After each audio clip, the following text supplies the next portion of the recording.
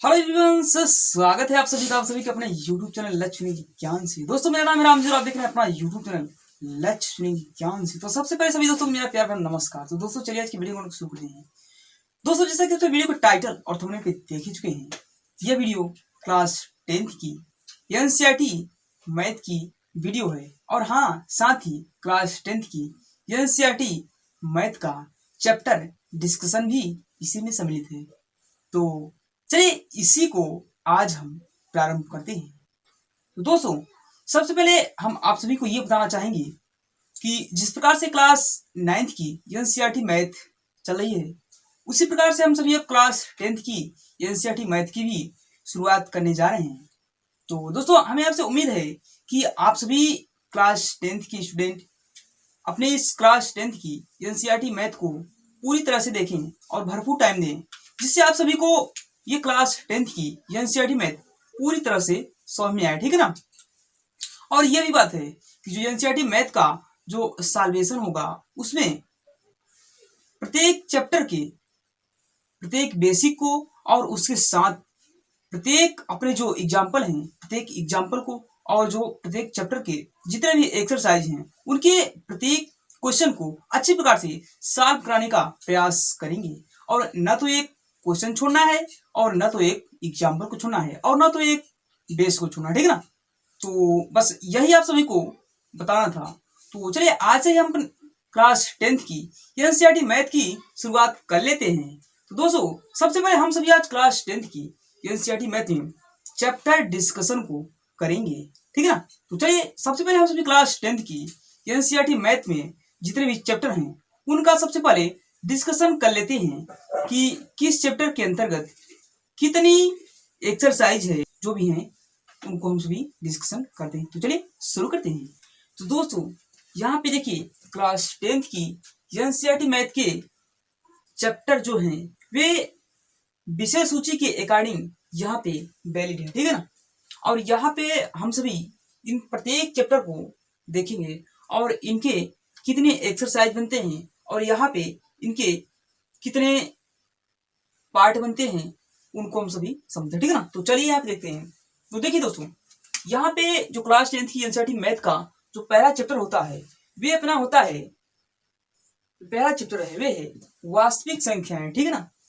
पहला चैप्टर जो NCERT में क्लास 10th की NCERT का जो मैथ है, उसमें पहला चैप्टर होता है वास्तविक संख्या, ठीक है ना। देखिए दोस्तों पहले हम दिखाते हैं कि ये अपनी क्लास 10th की NCERT मैथ की बुक है, ठीक है ना।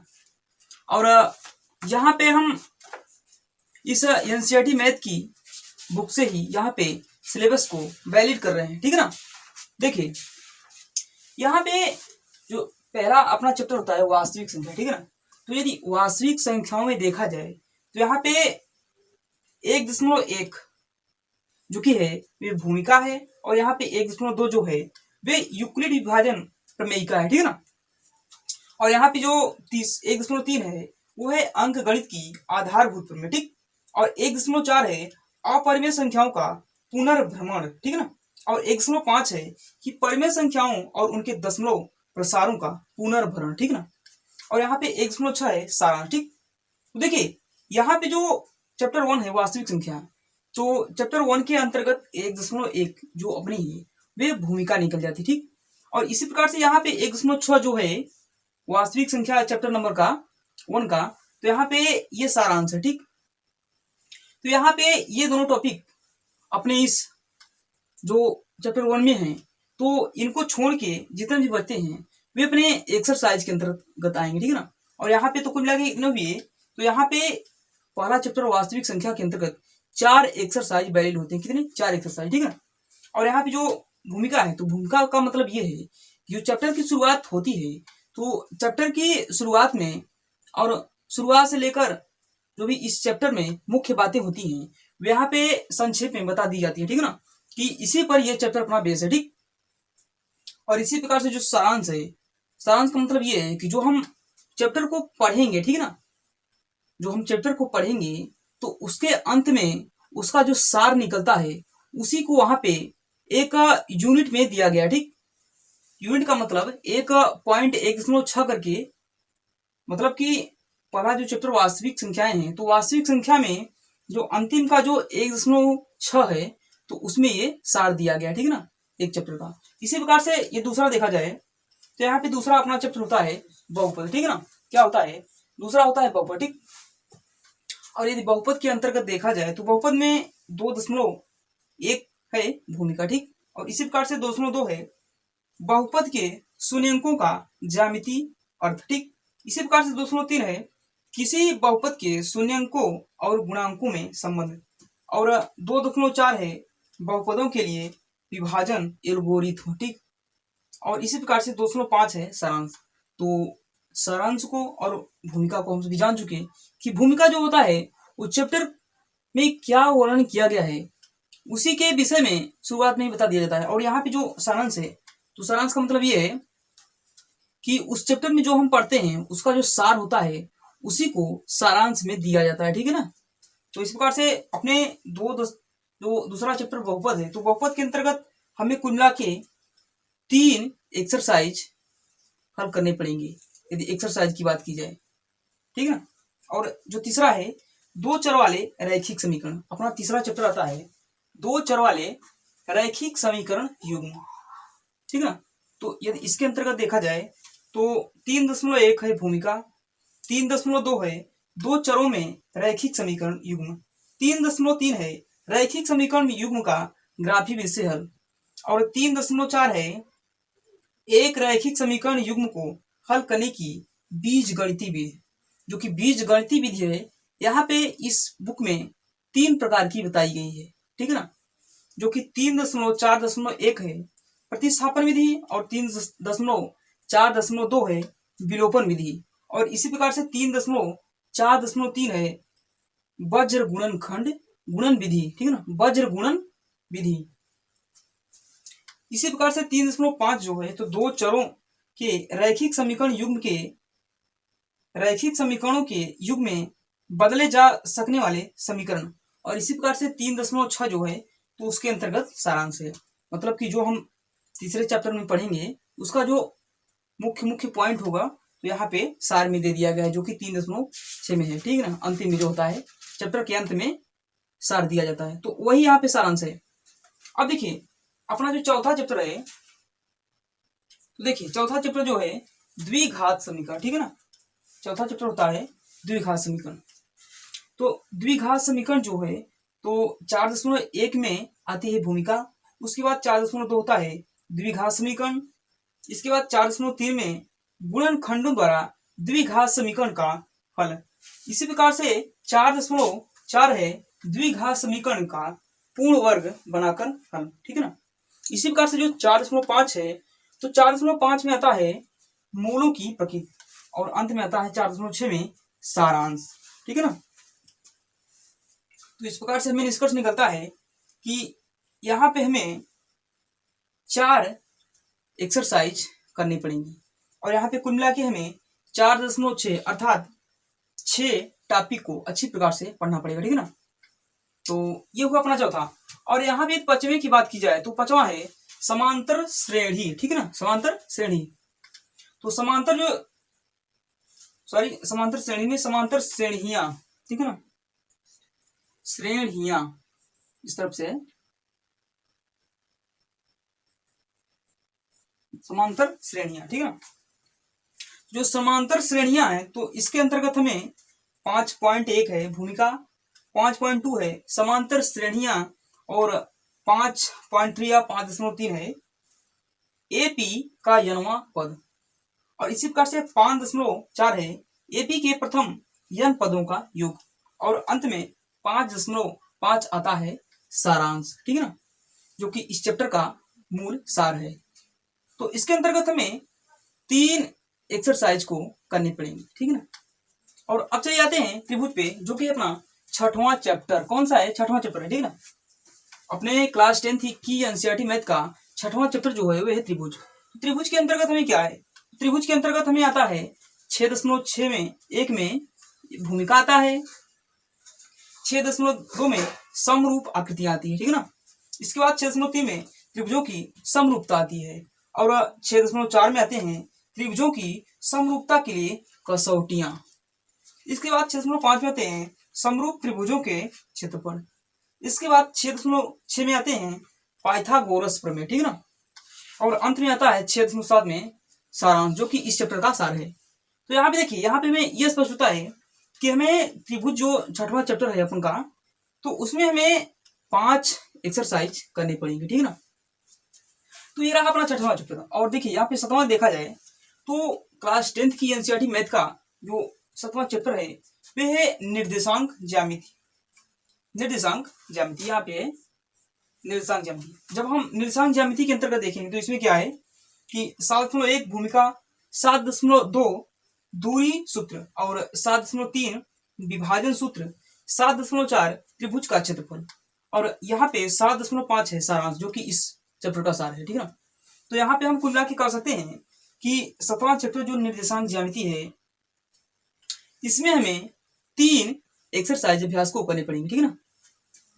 तो ये इस प्रकार से अपना 7वां चैप्टर हुआ। और 8वें चैप्टर की बात की जाए तो यहाँ पे 8वां चैप्टर है त्रिकोणमिति का परिचय, ठीक। जो 8वां चैप्टर है वे है त्रिकोणमिति का परिचय। फिर त्रिकोणमिति का जो परिचय चैप्टर है, इसकी बात की जाए तो इसके अंतर्गत आते हैं 8.1 जो कि भूमिका है, 8.2 त्रिकोणमिति अनुपात, और 8.3 है कुछ विशिष्ट कोणों के त्रिकोणमिति अनुपात, ठीक है। और 8.4 है पूरक कोणों के त्रिकोणमिति अनुपात। इसी प्रकार से 8.5 है त्रिकोणमिति सर्वसमीकाएं, और यहाँ पे 8.6 आता है सारांश, ठीक ना। तो इस प्रकार से यह चैप्टर भी हुआ। तो इस चैप्टर के अंतर्गत हमें कितने एक्सरसाइज करने पड़ेंगे? 4 एक्सरसाइज, ठीक ना। और यहाँ पे अपना एक सारांश है और एक भूमिका है। तो इस प्रकार से ये भी अपना चैप्टर होता है। और यहाँ पे 9वें चैप्टर की बात की जाए तो यहाँ पे 9वां चैप्टर है त्रिकोणमिति के कुछ अनुप्रयोग, ठीक ना।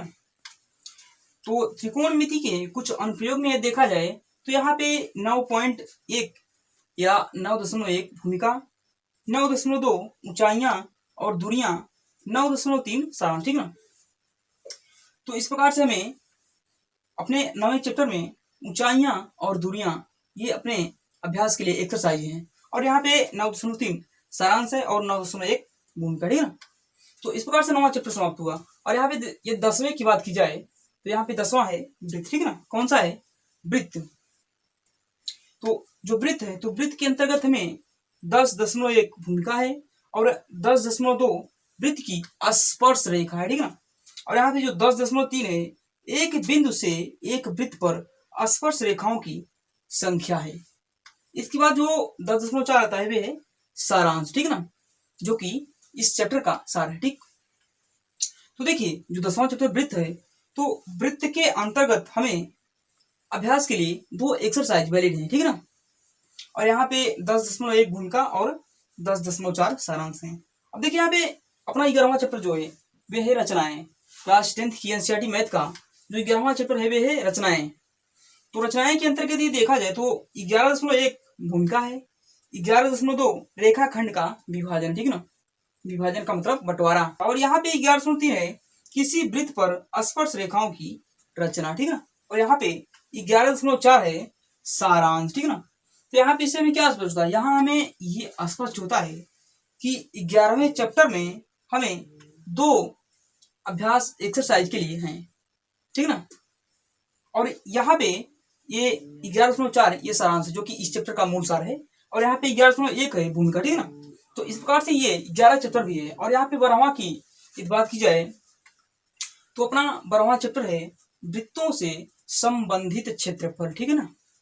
तो देखिए वृत्तों से संबंधित क्षेत्रफल जो है, तो यदि इस चैप्टर की बात की जाए 12वें की तो देखिए 12वें में 12.1 भूमिका है और यहाँ पे 12.2 वृत्त का परिमाप और क्षेत्रफल जो कि एक समीक्षा में है।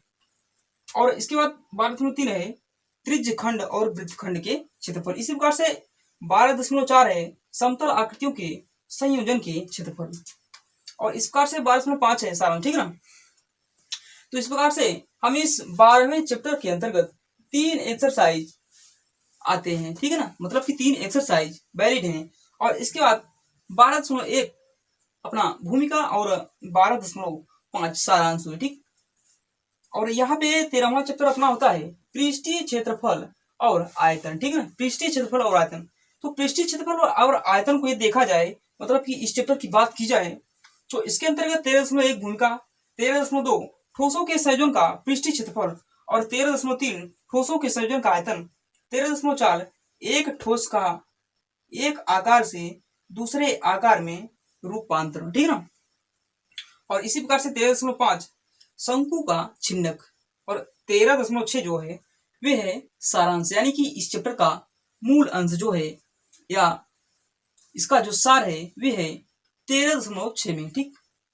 तो यहाँ पे देखा जाए तो यहाँ पे हमें 4 एक्सरसाइज अभ्यास के लिए छोड़े गए, ठीक।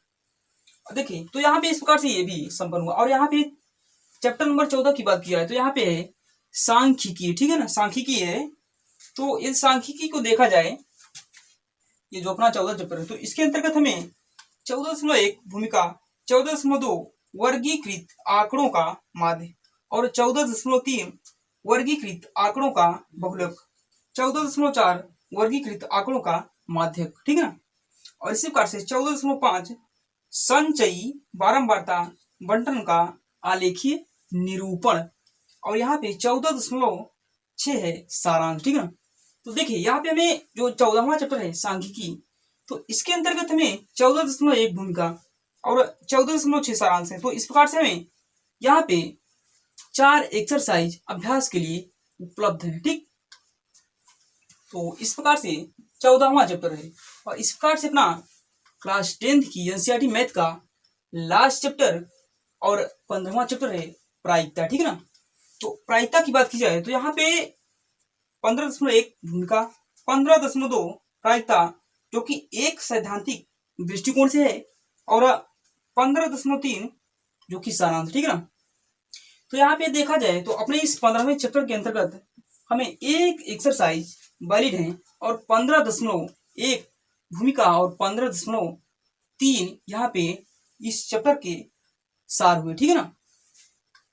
तो इस तरह से अपने इस क्लास 10th की एनसीईआरटी मैथ के यहाँ पे अभ्यास और यहाँ पे इस चैप्टर का डिस्कशन था। तो इस प्रकार से ये डिस्कशन समाप्त होता है और हमें उम्मीद है कि आप सभी को ये चैप्टर का डिस्कशन बहुत अच्छा लगा होगा। और हम चाहते हैं कि इस क्लास 10th की एनसीईआरटी मैथ का भी प्रत्येक चैप्टर क्रम वाइज एक के बाद एक करके ही आगे बढ़ता जाए, ठीक है ना। और यहाँ पे किसी भी अदर चैप्टर या बीच से चैप्टर को न लेके शुरू से 1 से लेकर अनंत तक अर्थात 15 तक के पूरे चैप्टर को हल करने का प्रयास करेंगे।